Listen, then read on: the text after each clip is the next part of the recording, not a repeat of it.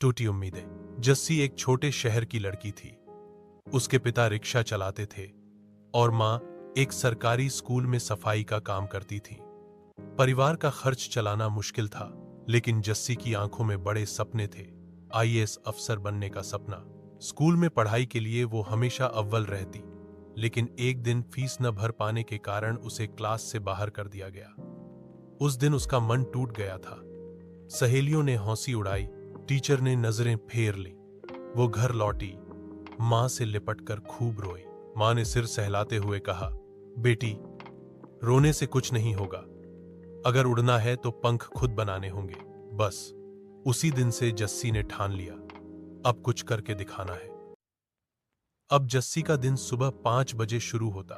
पहले मोहल्ले में घर घर जाकर काम करती, फिर स्कूल जाती और रात को सरकारी लाइब्रेरी में पढ़ाई करती।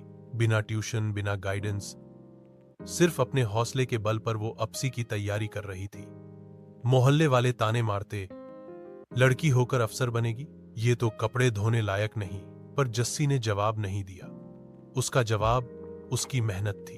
एक बार जब माँ बीमार पड़ गई और पिता का एक्सीडेंट हो गया, तो जस्सी को सब कुछ अकेले संभालना पड़ा। खाने को 2 रोटी भी मुश्किल से मिलती, लेकिन जस्सी की किताबों पर धूल नहीं जमने दी उसने। उसकी दुनिया में सिर्फ 2 चीजें थी, 1 संघर्ष, 2 सपना।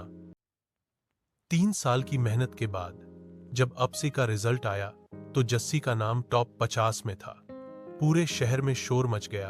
वो लड़की जो घर घर बर्तन मांजती थी, अब अफसर बन गई थी।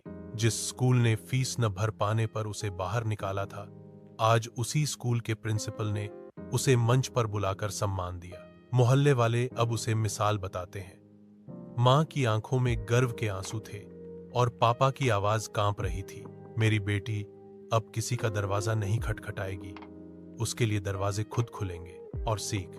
जस्सी की कहानी हमें सिखाती है कि हालात चाहे जैसे भी हों, अगर हौसला जिंदा है तो कुछ भी नामुमकिन नहीं।